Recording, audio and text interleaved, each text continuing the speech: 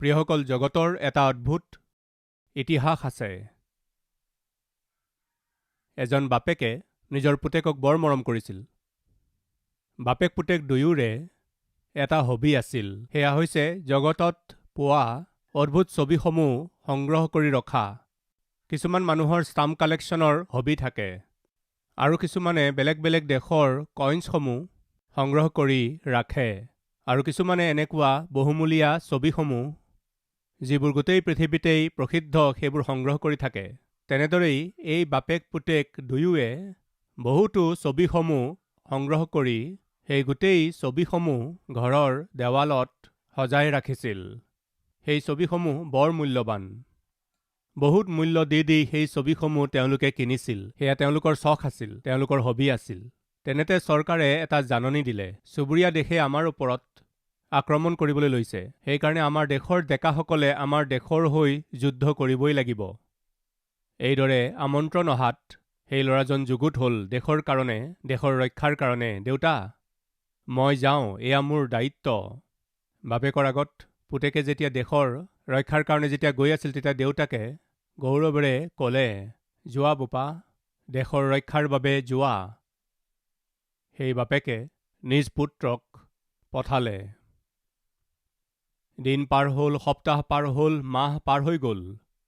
যিজন পুতেকক তেওঁ বৰ মৰম কৰিছিল, সেই পুতেকৰ পৰা তেওঁ একো বাতৰি নাপালে। বাপেকজনে পুতেকৰ কাৰণে অপেক্ষা কৰি দিন পাৰ কৰিবলৈ ধৰিলে। এদিন হঠাতে দুৱাৰত কোনোবাই টুকুৰিয়ালে। দুৱাৰ খুলি দেখিলে সন্মুখত এজন সৈনিক থিয় হৈ আছিল। শ্ৰীমান, আমুক ব্যক্তি আপুনিয়ে নেকি? সোধোতে ক'লে, হয়, তেওঁ ময়েই। আপোনাৰ ল'ৰাৰ নাম এইটো নেকি? হয়, এইটোৱেই মোৰ ল'ৰাৰ নাম। লগে লগে তেওঁৰ হাতত ফ'ল্ড কৰা হোৱা এখন তালিকা আছিল। সেই সৈনিকজনে সেইখন মেলিলে। সেই তালিকাখন সন্মুখত থিয় হৈ থকা দেউতাকক দেখুৱালে। এই ল'ৰাজন আপোনাৰেই ল'ৰানে? হয়, মোৰেই ল'ৰা। সেই ছবিখন দেখাৰ লগে লগেই বাপেকৰ চকুৰ পৰা চকুপানী ববলৈ ধৰিলে। এওঁতো মোৰেই ল'ৰা, ই কেনে আছে? তেতিয়া সৈনিকজনে ক'লে, মহাশয়, আপোনাৰ ল'ৰা এজন অদ্ভুত ব্যক্তি আছিল, বৰ আত্মিক আছিল, সকলোকে মৰম কৰিছিল, সকলোৰে সুৰক্ষা আৰু মংগল বিচাৰিছিল। মই আৰু আপোনাৰ পুত্ৰ যেতিয়া যুদ্ধত একেলগে আছিলোঁ, বন্দুকৰ গুলী যেতিয়া চলি আছিল, মোৰ বন্দুকত যেতিয়া গুলী শেষ হৈ গ'ল, শত্ৰু যেতিয়া মোৰ ওপৰলৈ আহিছিল, মোক হঠাতে কাষলৈ ঠেলি দি তেওঁ নিজেই সেই শত্ৰুবিলাকৰ সন্মুখীন হ'বলৈ চেষ্টা কৰিলে। সেই প্ৰচেষ্টাত মোকতো ৰক্ষা কৰিলে, কিন্তু আপোনাৰ পুত্ৰই নিজৰ প্ৰাণ হেৰুৱালে। মই কি দি তেওঁৰ ধাৰ খুজিম এই কথা নাজানি আপোনাৰ পুত্ৰক সোঁৱৰণ কৰিবলৈ বুলিয়েই মই আপোনাৰ পুত্ৰৰ এই সুন্দৰ ছবিখন মই আঁকিলোঁ। এখন মই নিজেই লগত ৰাখিছোঁ আৰু এখন আপোনাক উপহাৰ স্বৰূপে দিবলৈ লৈ আহিছোঁ। আপোনাৰ পুত্ৰ সাধাৰণ ব্যক্তি নাছিল।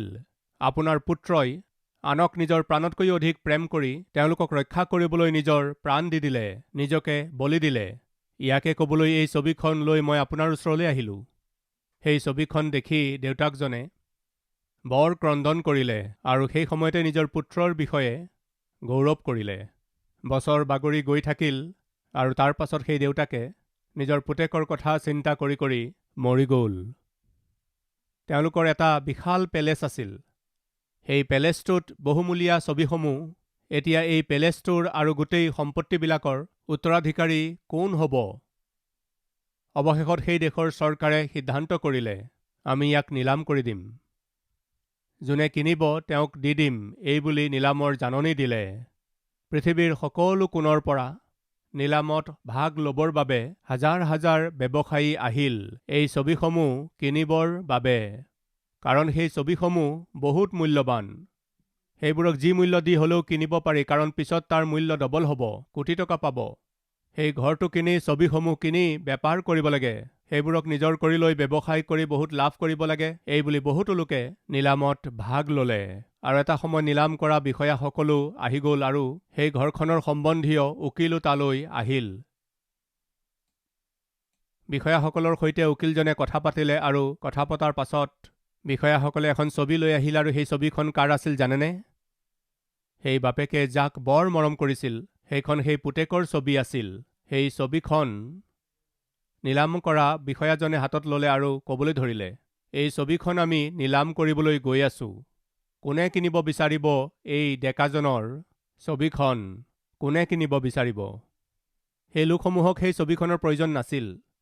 তেওঁলোকক সেই পুতেকজনৰ ছবি নালাগে যাক বাপেকে বৰ মৰম কৰিছিল। তেওঁলোককতো তেওঁৰ কেৱল ধন লাগে।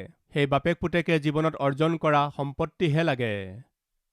তেওঁলোকে পৃথিৱীৰ বিভিন্ন ঠাইৰ পৰা সংগ্ৰহ কৰা ছবিসমূহে লাগে।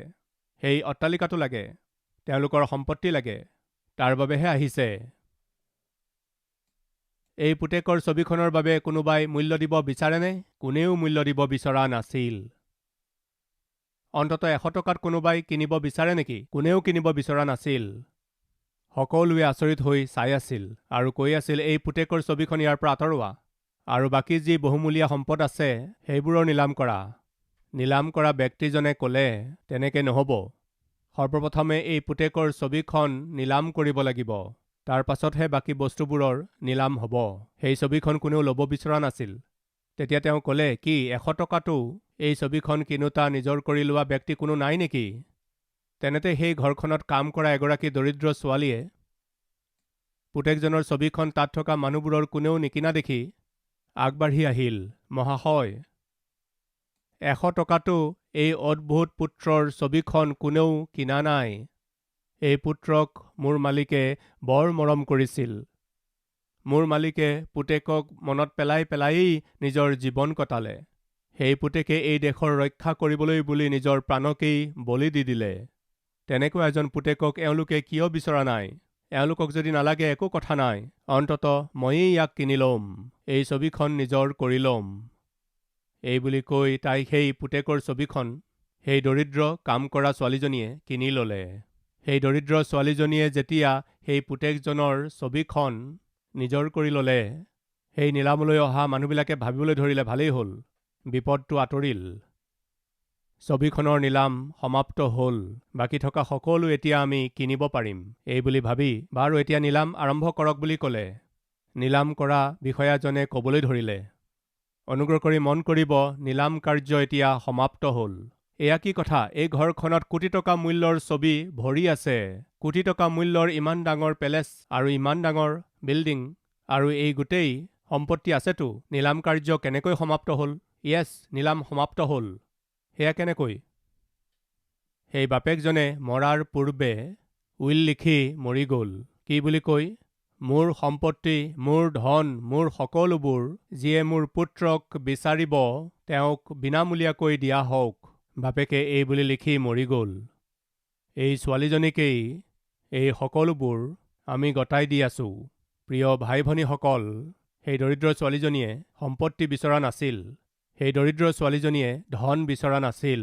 সেই দৰিদ্ৰ ছোৱালীজনীয়ে বাপেকে যাক বৰ মৰম কৰিলে সেই পুত্ৰক বিচাৰিলে।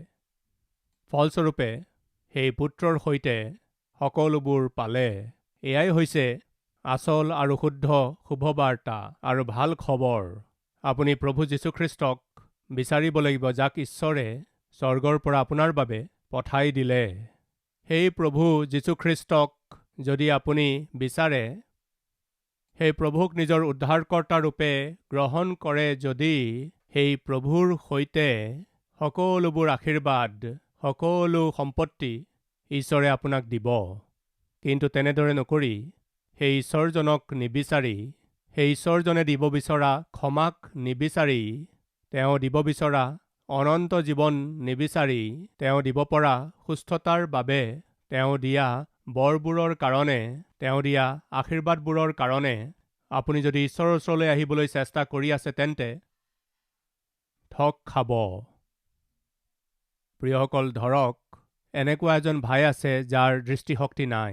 তেওঁৰ আগত আপুনি খুচুৰা পইচা থওক আৰু কোটি টকাৰ চেক থওক।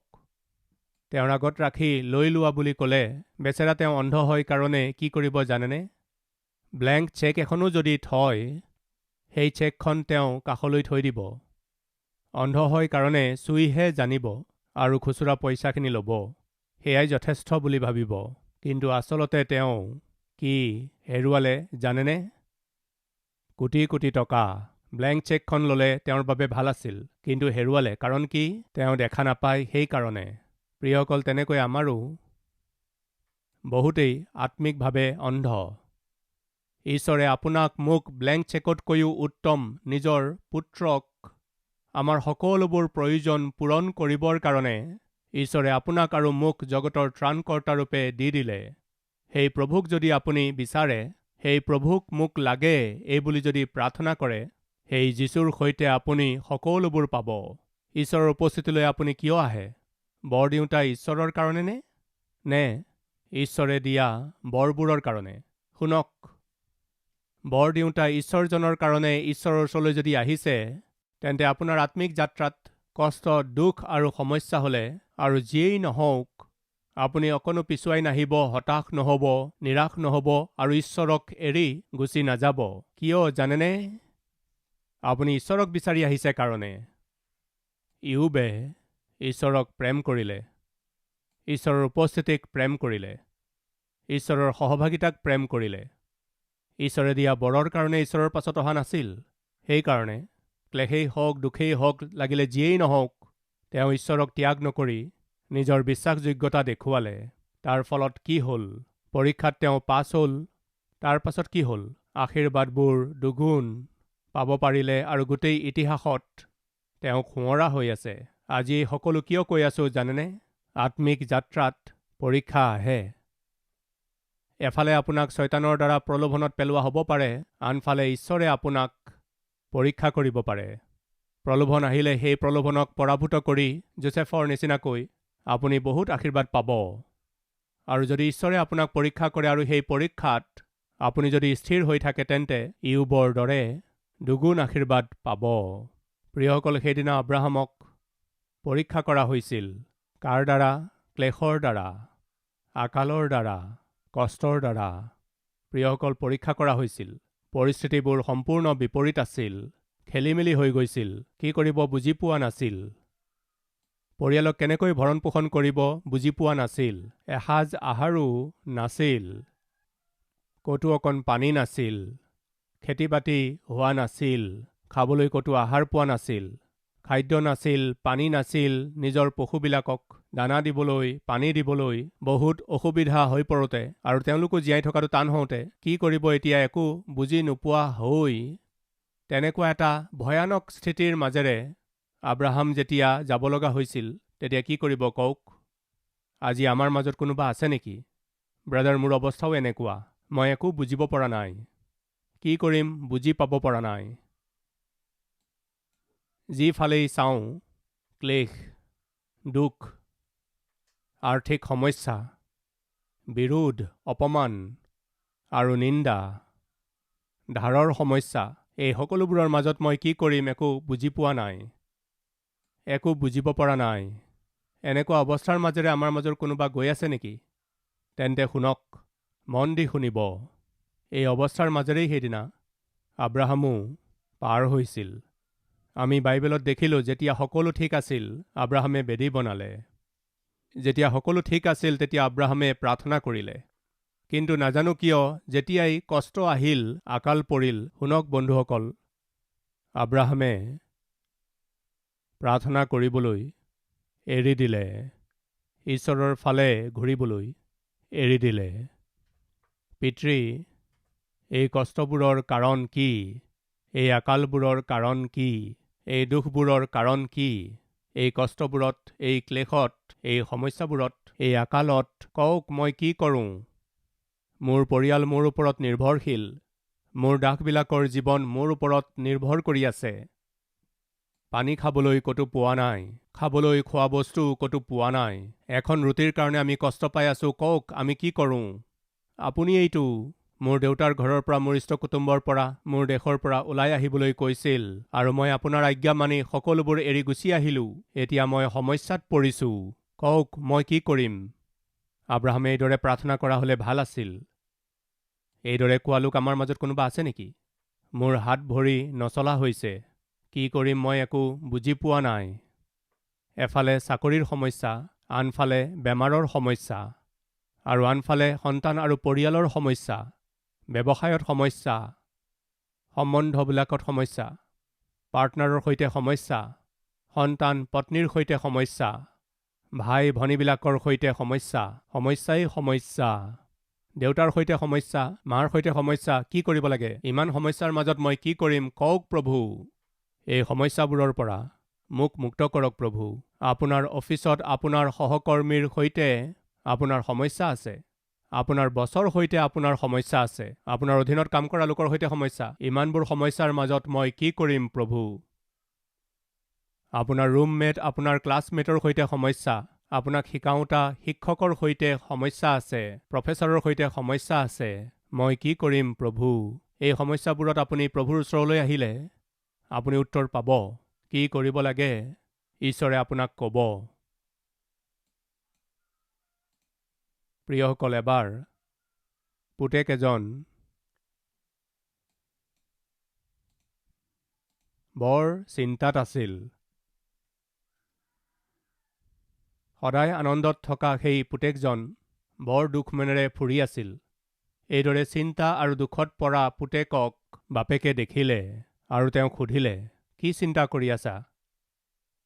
দেউতা, আপোনাক ক'বলৈ আছে। কি ক'বলৈ আছে? মই এটা সমস্যাৰ মাজেৰে গৈ আছোঁ। কি সমস্যা? কলেজৰ ফিজ দিবলৈ আপুনি মোক 5,000 টকা দিছিল যে। হয়, দিছিলোঁ। কি হ'ল? সেই 5,000 টকা লৈ মই ফিজ জমা কৰিবলৈ গ'লোঁ। সেই সময়তে মোৰ বন্ধু এজন পালোঁ আৰু ক'লে, ফিজ জমা কৰিবলৈ আৰু 15 দিন বাকী আছেই নহয়। মই এটা সমস্যা এটাত পৰিছোঁ। এই 5,000 টকা মোক দিয়া। তুমি ফিজ জমা দিয়াৰ সময়ত তোমাৰ এই 5,000 টকা মই ঘূৰাই দিম, এইবুলি মোৰ বন্ধুজনে ক'লে। এসপ্তাহ হৈ গ'ল, 2 সপ্তাহ হৈ গ'ল, ঘূৰাই দিয়া নাই। আপুনি যি পইচা দিছিল তাক মই জমা কৰিব নোৱাৰিলোঁ দেউতা। এতিয়া জমা কৰিবলৈ গ'লে পেনাল্টিৰে সৈতে জমা কৰিব লাগিব। মই মোৰ বন্ধুক বিচাৰিলোঁ, ভাই তুমি যি পইচা লৈছিলা মোক দিয়া দিয়া দিয়া। এইবুলি কওঁতে তেওঁ ক'লে, 5,000 টকাৰ কাৰণে তুমি মোক ইমান আমনি কৰিছা, পালে দি দিম নহয়। এইবুলি সি মোক গালি পাৰিছে। অৱশেষত যোৱাকালি গৈ তেওঁক খোজোতে তেওঁ ক'লে, তুমি মোক কেতিয়া পইচা দিছিলা? যাক যি ক'বলৈ আছে গৈ কৈ দিয়া। এইদৰে দেউতা মোৰ পৰা পইচা লৈ তেওঁ আজি মোক ধমকহে দি আছে। প্ৰমাণ কি আছে বুলি সুধি আছে। তেওঁ যেতিয়া মোৰ পৰা পইচা লৈছিল মই তাৰ পৰা কোনো লিখিত কাগজ লোৱা নাছিলোঁ আৰু কোনো সাক্ষীও নাছিল। সেইকাৰণে এতিয়া তেওঁ মোক কন্দুৱাই আছে। তেওঁ এতিয়া ক'ত আছে? সি এতিয়া ককাকৰ ঘৰলৈ গ'ল। কেতিয়া আহিব? সি আৰু এতিয়া নাহে দেউতা। এটা কাম কৰা, মই কোৱা মতে কৰা। এখন কাগজ লোৱা আৰু লিখা।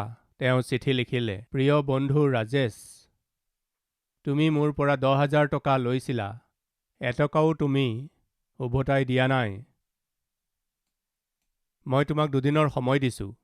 10,000 টকা ঘূৰাই দিলে ভাল হ'ব, নহ'লে মই পুলিচ ষ্টেচনত তোমাৰ নামত কেছ দিবলৈ গৈ আছোঁ। 2 দিনৰ ভিতৰত মোৰ টকা ঘূৰাই দিয়া। ইতি তোমাৰ বন্ধু। নিজৰ নাম লিখি চিঠিখন পঠালে। সেই চিঠিখন গাঁৱলৈ যোৱা তেওঁৰ সেই বন্ধুজনে পালে। সেই চিঠিখনত কি লিখা আছিল? প্ৰিয় ৰাজেশ, 10,000 মই তোমাক দিছিলোঁ। 2 দিনৰ ভিতৰত নিদিলে প্ৰবঞ্চনাৰ কেছ লগাই দিম। এয়া কি? 10,000 টকা কেতিয়া দিলে? ই এইদৰে মিছা কথা কিয় লিখিছে? এইবুলি তেওঁ লগে লগে চিঠি লিখিবলৈ ধৰিলে। প্ৰিয় বন্ধু পিটাৰ, মই তোমাৰ পৰা 10,000 টকা লোৱা নাছিলোঁ। মই কেৱল 5,000 টকাহে লৈছিলোঁ। তুমি ভুল কৰিছা। ভুলতে তুমি 10,000 টকা লিখিছা। এই কথা তুমি জানি লোৱা। মই ঘৰলৈ উভতি আহি তোমাক তোমাৰ 5,000 টকা ঘূৰাই দিম, এইবুলি উত্তৰ লিখিলে। সেই চিঠিখন তেওঁ পালে। বাপেকে দেখিলে। পুতেকক মাতিলে, বোপা, তোমাৰ বন্ধুৱে তোমাক কিয় ধমক দি আছিল? তুমি কেতিয়া মোক পইচা দিছিলা? এইবুলি কিয় কৈ আছিল? তেতিয়া পুতেকে ক'লে, কাৰণ দেউতা, মোৰ হাতত কোনো প্ৰমাণ নাছিল কাৰণে। এয়া লোৱা প্ৰমাণ। সিয়েই লিখি পঠিয়াইছে। মই তোমাক 10,000 টকা দিবলগীয়া নাই। মই কেৱল 5,000হে দিবলৈ আছে। এই পত্ৰখন লৈ গৈ পুলিচ ষ্টেচনত কমপ্লেইন কৰি দিয়া। পাছদিনা সন্ধিয়ালৈকে ককাক আৰু নাতিয়েক দৌৰি আহিল। পুলিচ ষ্টেচনত বহিল। 5,000 টকা পেনাল্টিৰে সৈতে পুলিচে এই ল'ৰাজনক দিয়ালে। অনুগ্ৰহ কৰি শুনক, এই কথা মই কিয় কৈ আছোঁ। সেই পুতেকজনে যেতিয়া নিজে সমাধা কৰিব নোৱাৰা সমস্যাৰ মাজেৰে গৈ আছিল, তেতিয়া সেই সমস্যা যিজনে দূৰ কৰিব পাৰে, নিজৰ জ্ঞানী দেউতাকক নিজৰ সমস্যাৰ কথা ক'লে, আৰু অতি কম সময়তেই পুতেকৰ সেই সমস্যা বাপেকে দূৰ কৰিলে। এটা কথা মই কওঁনে, আপুনি মই যিজনৰ আৰাধনা কৰোঁ সেই ঈশ্বৰ খুবেই জ্ঞানী ঈশ্বৰ। আপোনাৰ সমস্যা, আপোনাৰ কষ্টবোৰ মুহূৰ্ততেই দূৰ কৰিব পৰা সামৰ্থ্যশালী ঈশ্বৰ। সমস্যা আচলতে ঈশ্বৰত নাই, সমস্যা আমাতহে আছে। আমাত থকা সমস্যাটো হৈছে আপোনাৰ জীৱনলৈ ক্লেশ আহিলে ঈশ্বৰৰ আগত নোকোৱাটোৱেই হৈছে সমস্যা। আপোনাৰ জীৱনলৈ দুখ আৰু কষ্ট আহিলে, আপোনাৰ জীৱনৰ অৱস্থা আপোনাৰ আগত যদি খেলিমেলি হয়, নষ্ট হৈ যায়, ঈশ্বৰৰ ওচৰলৈ আহি পিতৃ কিয় মোৰ অৱস্থা এনেকুৱা হৈছে, সকলোকে কয়, নিজৰ সম্বন্ধীয় লোকক কয়, বন্ধুবৰ্গক কয়, আপোনলোকক কয়, ভাই ভনীসকলক কয়, সকলোকে কয় আৰু ক্ৰন্দন কৰে, কিন্তু সেই সমস্যা দূৰ কৰোঁতা ঈশ্বৰৰ ওচৰলৈ নাহে। আপোনাৰ সমস্যাৰ উত্তৰ যিজনে দিব পাৰে, সেই ঈশ্বৰৰ ওচৰলৈ আহি প্ৰাৰ্থনা নকৰে, নিজৰ সমস্যাৰ কথা নকয়, সেইটোহে আপোনাৰ আচল সমস্যা। আব্ৰাহাম যি অঞ্চলত আছিল তাত আকাল হ'ল। যি কেতিয়াও হোৱা নাছিল, কেতিয়াও দেখা পোৱা নাছিল, তেনেকুৱা পৰিস্থিতিৰ মাজেৰে আব্ৰাহাম যাব লগা হ'ল। আছে নেকি আমাৰ মাজত কোনোবা? যি কেতিয়াও হোৱা নাছিল, কেতিয়াও দেখা নাছিল, তেনেকুৱা সমস্যাৰ মাজেৰে পাৰ হৈ থকা কোনোবা আছে নেকি? তেনেকুৱা সমস্যাৰ মাজেৰে পাৰ হৈ থাকোঁতে আপুনি কি কৰিব লাগে জানেনে? সমস্যা যেনেকুৱাই নহওক কিয়, যিজনে সমাধান দিব পাৰে, যিজনে উত্তৰ দিব পাৰে, সেই ঈশ্বৰৰ ওচৰলৈ আহি নিজৰ সমস্যাৰ কথা ক'লে কিমান ভাল হ'ব।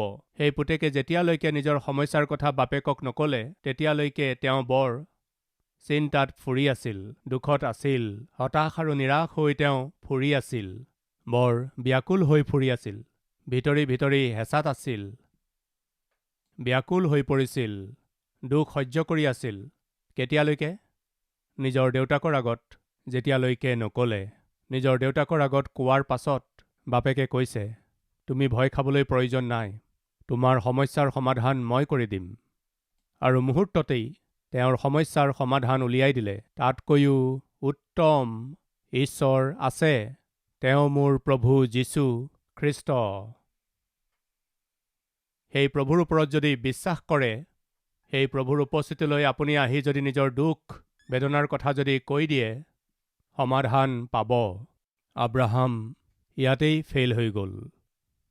যেতিয়া সকলো ঠিক আছিল, যজ্ঞবেদী নিৰ্মাণ কৰিলে, প্ৰাৰ্থনা কৰিলে, নাজানো তাৰ পাছত কি হ'ল।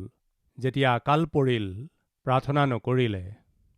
যেতিয়া ক্লেশ আহিল, প্ৰভুৰ আগত প্ৰাৰ্থনা নকৰিলে। যেতিয়া তেওঁৰ চাৰিওফালৰ পৰিৱেশ ভয়ানক আছিল, কওক প্ৰভু মই এতিয়া কি কৰোঁ, এই বুলি তেওঁ প্ৰভুৰ চৰণত নপৰিল, তেতিয়া কি হ'ল? ভুল পদক্ষেপ ল'লে। তাৰ পাছত কি হ'ল? ভুল সিদ্ধান্ত ল'লে। তাৰ পাছত কি হ'ল?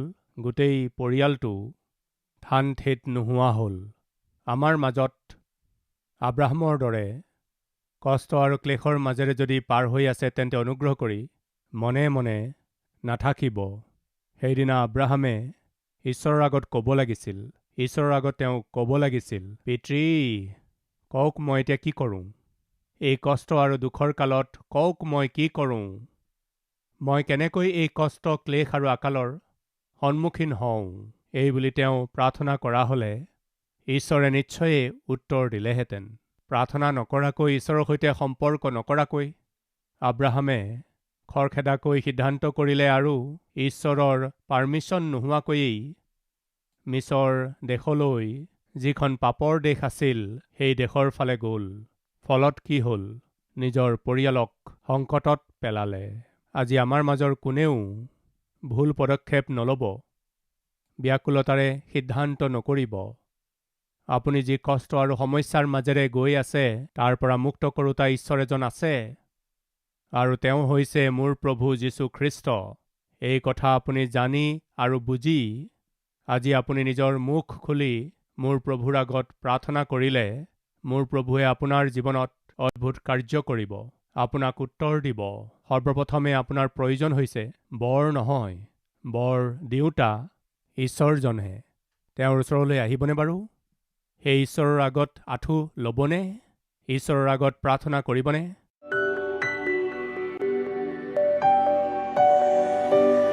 মহান পবিত্ৰ প্ৰেমময় পিতৃ ঈশ্বৰ, আমাৰ ব্যক্তিগত জীৱনত বেদী নিৰ্মাণ কৰাৰ অভিজ্ঞতা থাকিব লাগে।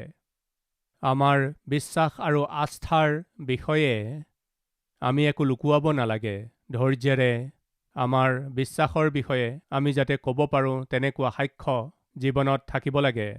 প্ৰাৰ্থনাশীল জীৱনৰ দ্বাৰা যেতিয়াই তেতিয়াই ব্যক্তিগতভাৱে আমি নিজকে অৰ্পণ কৰিব পৰাকৈ আমি বেদী নিৰ্মাণ কৰিব লাগে। প্ৰত্যেকৰে ঘৰত এটা বেদী থাকিব লাগে। প্ৰাৰ্থনাৰ সময় থাকিব লাগে। প্ৰত্যেক ব্যক্তিৰ জীৱনত প্ৰাৰ্থনাৰ সময় থাকিব লাগে। আপোনাৰ উপস্থিতিত আঁঠু ল'বৰ বাবে সময় পৃথক কৰিব লাগে। এনে আত্মিকতা এই বাক্য শুনি থকা প্ৰত্যেকতে এই প্ৰাৰ্থনাত সহভাগী হোৱা প্ৰত্যেকৰে জীৱনত দিয়ক। যীশুৰ নামত মাগিছোঁ পিতৃ, আমেন।